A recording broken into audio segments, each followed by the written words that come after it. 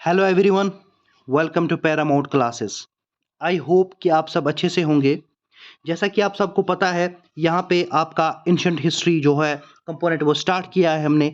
उसमें से हमने पहले दो चैप्टर्स आपके करवाए थे, जिसमें प्री हिस्टोरिक इंडिया और हड़प्पन सिविलाइजेशन, जिसको हम ब्रोंज एज भी बोलते हैं, इसको हमने आपके आपके पास डिटेल में करवाया था। और तीसरा जो है चैप्टर जो आज स्टार्ट होने वाला है, द वैदिक एज, इसको हम डिटेल में करेंगे, ठीक। लेकिन जो वैदिक एज के जो लेक्चर्स हैं, इसके भी दो पार्ट्स आएंगे। पार्ट वन में हम अर्ली वैदिक एज को डिस्कस करेंगे, और पार्ट टू में हम क्या काम करेंगे, लेटर वैदिक एज को हम डिस्कस करेंगे, ठीक। इसके भी दो पार्ट्स आएंगे, ठीक। तो चलिए वैदिक एज को स्टार्ट करते हैं। देखिए, वैदिक एज जो है, इसको हम दूसरा नाम भी बोलते हैं एज ऑफ आर्यंस। इसको हम एज ऑफ आर्यंस क्यों बोलते हैं, इसीलिए मैंने यहाँ पे थोड़ा आर्यंस को डिस्कस किया है, ताकि आपको समझ आ जाए कि जो वैदिक पीरियड है, वैदिक एज है, इसको हम एज ऑफ आर्यंस बोलते क्यों हैं, ठीक। अगर आपको वैदिक एज को डिटेल में पढ़ना है, तो आपको मतलब ये इंपॉर्टेंट है कि आप आर्यंस के बारे में मतलब थोड़ी बहुत जो है वो इंट्रोडक्शन जान ले कि आर्यंस कौन थे, आर्यंस कहाँ से आए इंडिया में। तो ऐसे ऐसे बहुत सारी इंफॉर्मेशन आपको गैदर करके वैदिक एज को स्टार्ट करना है, ठीक। पहले हम देखते हैं आर्यंस के बारे में। आर्यंस के बारे में बहुत सारी थ्योरीज दी गई कि आर्यंस ऐसे थे, आर्यंस यहाँ से आए, आर्यंस वहाँ से आए, लेकिन उन सब थ्योरीज में से मैक्स मलर्स जो सेंट्रल एशियन थ्योरी है, वो मोस्ट एक्सेप्टेड होगी। मतलब हर एक ने मोस्ट ऑफ द केसेस में वो थ्योरी एक्सेप्ट की। अब हम देखते हैं मलर्स की जो थ्योरी, सेंट्रल एशियन थ्योरी थी, ये बोलते क्या थे। मलर्स ने बोला है कि जो आर्यंस थे वो सेमी नोमैडिक पीपल्स थे, वो सेमी नोमैडिक पीपल थे, और वो ऑरिजिनेट हुए थे around Caspian sea in central Asia, ठीक। यहां तक समझ आया। चौथी बात, Aryans entered in India through Khyber pass around 1500 BC. देखो यहाँ पे आपका एमसीक्यू बन सकता है, आपको ये बोल सकते हैं कि आर्यंस जो थे वो इंडिया में कहाँ से आए थे। तो आप इसको लिख सकते हैं उस टाइम कि आर्यंस जो है वो इंडिया से एंटर कहाँ से हुए, खैबर पास से। और उस टाइम कौन सा ये, उस टाइम वो जो टाइम पीरियड क्या चला था, 1500 बीसी में, ठीक। तो यहाँ पे एक इंपॉर्टेंट पॉइंट है, जेड अवेस्ता जो इंडिकेटेड एंट्री है ऑफ आर्यंस, जो इंडिकेटेड एंट्री ऑफ आर्यंस है इंडिया विया ईरान। ईरान से जब इन्होंने इंडिया की तरफ एंटर किया, तो कहां से किया, जेड अवेस्ता से, ठीक। यहां पे बात समझ आई। तो आगे चलते हैं। देखिए, अब यहाँ पे वैदिक पीरियड आपका स्टार्ट होगा। पहले मैंने आपको थोड़ा आर्यंस के बारे में इंट्रोडक्शन दी कि आर्यंस कौन थे, कहाँ से आए। तो इसके आगे हम चलते हैं, अपना जो टॉपिक है वो स्टार्ट करते हैं। वैदिक पीरियड, इसका जो टाइम पीरियड था वो 1500 बीसी से 600 बीसी था। जो वैदिक एज या वैदिक पीरियड को हम दो पार्ट्स में डिवाइड करते हैं, अर्ली वैदिक एज और लेटर वैदिक एज। अब आप बोल रहे होंगे कि ये जो वैदिक लिटरेचर है, ये यहाँ पे मैंने क्यों मेंशन किया है। देखिए, जब हम पहले अर्ली वैदिक एज को कवर करेंगे, उसके बाद हम लेटर वैदिक एज को कवर करेंगे, उसके बाद हम वैदिक लिटरेचर्स को भी अच्छे से पढ़ेंगे, मतलब अच्छे से डिटेल में करेंगे। तो पहला जो अर्ली वैदिक एज है, इसको हम स्टार्ट करने के बाद लेटर वैदिक एज, और लेटर वैदिक एज को खत्म करने के बाद हम क्या करेंगे, जो आपका जो वैदिक लिटरेचर्स है उसको हम अच्छे से डिटेल में आपके पास कवर करेंगे। तभी मैंने आपको पहले बोला कि जो वैदिक एज है, इसके इसका जो पार्ट वन आज कवर हो जाएगा, और पार्ट टू में हम अर्ली वैदिक एज और वैदिक लिटरेचर को हम कवर करेंगे, ठीक। अर्ली वैदिक एज जो था, इसका टाइम पीरियड था 1500 बीसी से 1000 बीसी, ठीक। अब यहां पे इसको हम थोड़ा डिटेल में देखेंगे। The period when Aryans first settle in India, जब पहले पहले आर्यंस सेटल हुए इंडिया में, उसी मतलब एज को हम बोलते हैं अर्ली वैदिक एज, ठीक। जब आर्यंस पहले पहले इंडिया में सेटल हुए, तो उसी को क्या बोलते हैं, वैदिक एज। दूसरा, इस वैदिक एज को हम दूसरा नाम भी बोलते हैं ऋग वैदिक एज। अब आप बोलोगे इसको ऋग वैदिक एज बोलते क्यों है। ये है तीसरा पॉइंट, जो मेन सोर्स ऑफ इंफॉर्मेशन था about this age is the Rigveda. Rigveda, इसको भी हम आगे जो मैंने आपको बोला वैदिक लिटरेचर में हम इसको अच्छे से कवर करेंगे। फिलहाल आप इतना याद रखिए, इसको ऋग्वैदिक एज इसलिए बोलते हैं क्योंकि जो मेन इंफॉर्मेशन इस एज की थी वो कहाँ से है, कहाँ है, ऋग्वेदा, ठीक। अब इसके कुछ मेन कंपोनेंट्स हम करेंगे, कवर करेंगे, डिटेल में कवर करेंगे। जैसे पहला हम करेंगे रीजन, दूसरा पॉलिटिकल ऑर्गेनाइजेशन, और तीसरा सोशल लाइफ, और चौथा इकोनॉमिक, और पांचवा रिलीजन। अच्छे से आराम से हम इसको स्टेप बाय स्टेप हम इसको कवर करेंगे। तो पहले हम रीजन को देखते हैं। इनका रीजन, ये आर्यंस कहाँ कहाँ हमें देखने को मिले और कहाँ ये सेटल हुए थे। ठीक, the early Aryans settled in eastern Afghanistan, modern Pakistan, Punjab and some parts of western UP. ठीक, जो अर्ली आर्यंस थे वो सेटल हुए थे ईस्टर्न अफगानिस्तान में, मॉडर्न पाकिस्तान में, पंजाब में, और some parts of western UP. ठीक, होल रीजन, मतलब अभी हम अर्ली आर्यंस की बात कर रहे थे। अब यहाँ पे जो ये होल रीजन था, in which Aryan first settle, whole region जो है जहां पे आर्यंस फर्स्ट टाइम मतलब फर्स्ट सेटल हुए इन इंडिया में, उसको हम एक नाम बोलते हैं लैंड ऑफ सेवन रिवर्स। आपको यहां पे भी क्वेश्चन बन सकता है कि लैंड ऑफ सेवन रिवर्स किसको बोलते हैं। लैंड ऑफ सेवन रिवर्स उसको बोलते हैं जहां पे आर्यंस इंडिया में फर्स्ट टाइम सेटल हुए, उसको हम बोलते हैं लैंड ऑफ सेवन रिवर्स, यहां बोलते हैं सप्ता सिंधवा। ठीक, ये आप यहां पे याद रखिएगा। तीसरा point, most of the region of eastern and northern parts of India, the major part of Bangladesh and the eastern region of Pakistan, यहां भी आर्यंस हमें देखने को मिले। कहां कहां मिले? Most of the region of eastern and northern parts of India, the major part of Bangladesh and the eastern region of Pakistan. यहां पे आप इसके साथ आपको कंफ्यूजन नहीं होना चाहिए। जो ये रीजन मैंने यहाँ पे ये लिखा है, रीजन ऑफ आर्यंस, ये फर्स्ट टाइम जब सेटल हुए थे। और जो ये तीसरा पॉइंट है, ये है कि कहां कहां हमें देखने को मिले आर्यंस। ठीक, ये इनका रीजन था।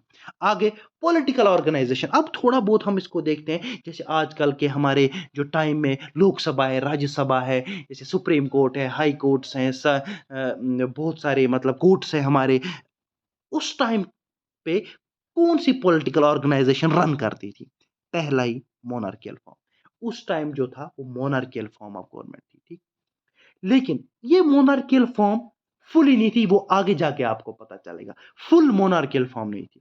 अर्ली वैदिक आर्यंस वर ऑर्गेनाइज्ड इनटू ट्राइब्स, यहां पे याद रखिएगा, रादर देन किंगडम्स। किंगडम्स नहीं थी यहां पे। ये जो अर्ली वैदिक आर्यंस थे, ये ऑर्गेनाइज किए गए थे ट्राइब्स में। ठीक, और इस ट्राइब्स को एक नाम बोला जाता था जन।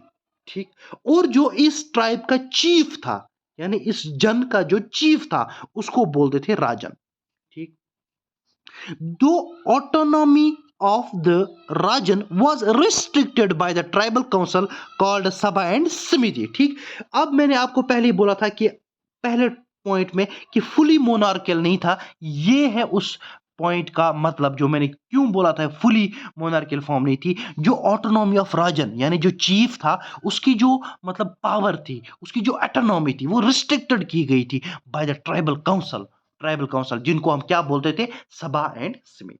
ठीक, the Indo Aryans succeeded everywhere because they had चैरिट्स drawn by horses. ठीक, ये इनकी सक्सेस का एक अहम रोल है। ठीक, तो तीसरा जो था, विलेज को उस टाइम पे बोलते थे ग्रामा, जो headed by gramini who used to represent village in sabha and समिति। जैसे फॉर एग्जांपल आजकल के जो एमएलएज हैं, member of legislative assembly, for example, या हम मान के चलेंगे सीएम है, या चलो मान के चलो हमारे जो पीएम है। पीएम क्या काम करता है? पीएम अगर कहीं पे हमारी मतलब फॉर एग्जांपल हमारे यूएस के साथ कोई मतलब हम डील करेंगे कुछ भी, तो वहां पे मतलब हमारी कंट्री को रिप्रेजेंट कौन करता है? पीएम। पीएम ही रिप्रेजेंट करता है। पीएम ही मतलब अपनी कंट्री को क्या करता है? रिप्रेजेंट। जैसे हर एक स्टेट के जो रिप्रेजेंटेटिव होते हैं, जैसे सीएम होता है, जैसे हमारे फॉर एग्जांपल स्टेट का जो सीएम है, वो हमारे स्टेट को रिप्रेजेंट करता है। इसी तरह उसके उस दौर में क्या था? विलेज जो ग्रामा बोलते थे, उनको हेड कर रहे थे ग्रामीणी। ये ग्रामीणी क्या कर रहे थे? ये अपने जो विलेज को रिप्रेजेंट करते थे एक काउंसिल में, जो आपको मैंने ऊपर बोला, सभा और समिति में। ठीक हो गया ये पॉलिटिकल ऑर्गेनाइजेशन अर्ली वैदिक आर्यंस का। ठीक, तो आगे चलते हैं सोशल लाइफ। अब इनकी थोड़ी हम लाइफ को भी डिस्कस करेंगे कि ये कैसे रहते थे, कैसे उठते थे, कैसे बैठते थे, कौन सी सोसाइटी देखने को मिली, सब कुछ हम यहाँ पे इसको डिस्कस करेंगे। ठीक, अर्ली वैदिक कम्युनिटीज जो थी वो कंप्राइज्ड ऑफ पॉपुलेशन, उनको हम एक बार नाम स्पेसिफिक नाम बोलते थे जनास। ठीक, जो अर्ली वैदिक कम्युनिटीज थी ये कंप्राइज्ड ऑफ पॉपुलेशंस थी, मतलब कम्युनिटी में तो पॉपुलेशन होगी ना, उस पॉपुलेशन को हम बोलते हैं जनास। ठीक। दूसरा point, society was divided into Aryans and non Aryans. ठीक। सोसाइटी को जो दो हिस्सों में डिवाइड किया गया था, आर्यंस और नॉन आर्यंस।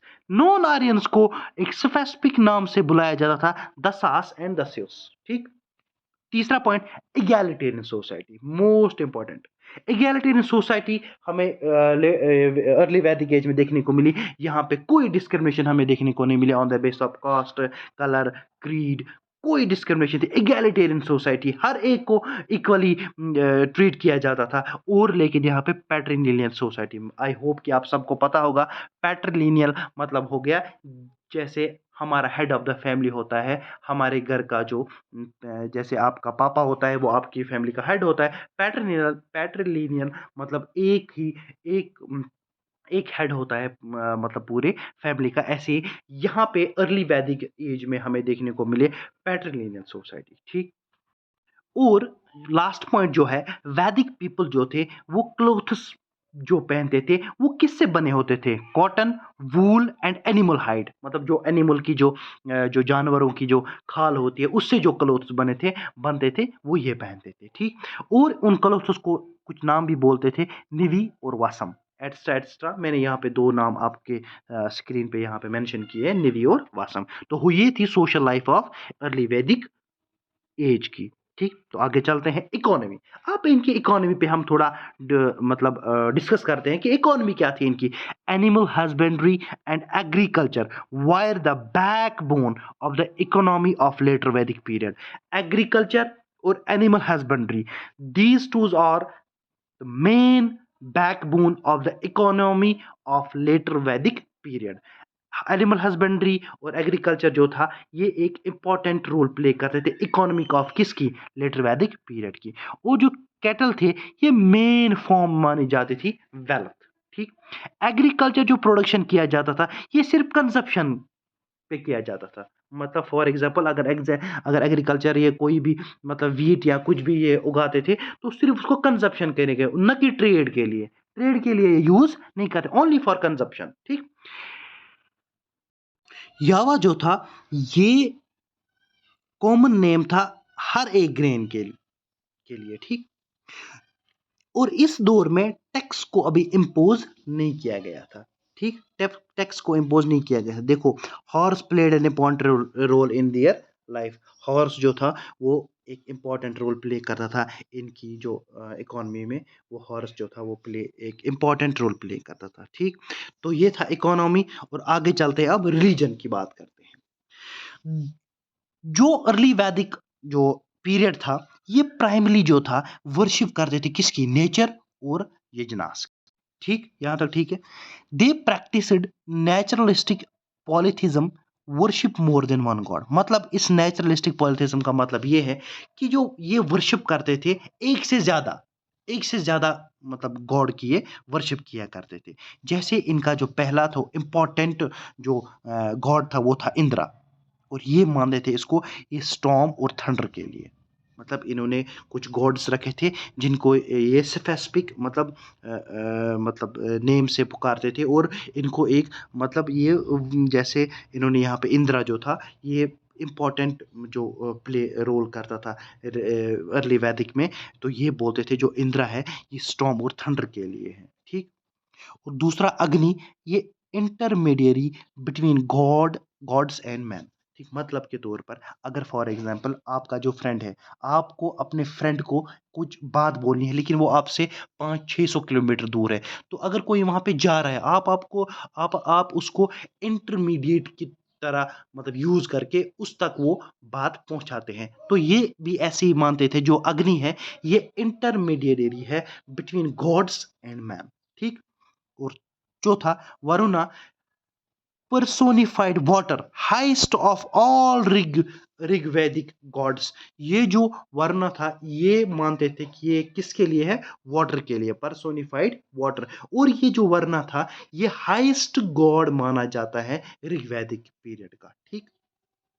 और सोमा जो था, सोमा को ये मानते थे गॉड ऑफ प्लांट। ठीक, तो ये था आज का जो लेक्चर, जिसमें हमने आपको वैदिक एज के बारे में बोला कि आर्यन्स कौन थे, और हमने यहाँ पे अर्ली वैदिक एज को डिस्कस किया। उसमें हमने आपको यहाँ पे अर्ली वैदिक एज के रीजन्स के बारे में, पॉलिटिकल ऑर्गेनाइजेशन के बारे में, सोशल लाइफ के बारे में, इकोनॉमी के बारे में, रिलीजन के बारे में हमने आपको फुली जो इंफॉर्मेशन थी एग्ज़ाम के पॉइंट ऑफ व्यू से, हमने पूरा आपको यहाँ पे डिटेल में करवाया कि क्या रिलीजन था, क्या इकोनॉमी थी, सोशल लाइफ थी, पॉलिटिकल ऑर्गेनाइजेशन थी, रीजन्स थी, अर्ली वैदिक एज। जो अगला पॉइंट, अगला जो चैप्टर होगा, अगला जो पार्ट होगा, उसमें हम यहाँ पे आपको लेटर वैदिक करवाएंगे, जो लेटर वैदिक एज, और उसके साथ साथ हम द वैदिक लिटरेचर को भी डिस्कस करेंगे। तो आपसे ये रिक्वेस्ट है कि जितना हो सके इस वीडियो को आगे आगे ज़्यादा से ज़्यादा जो है वो शेयर करें, ताकि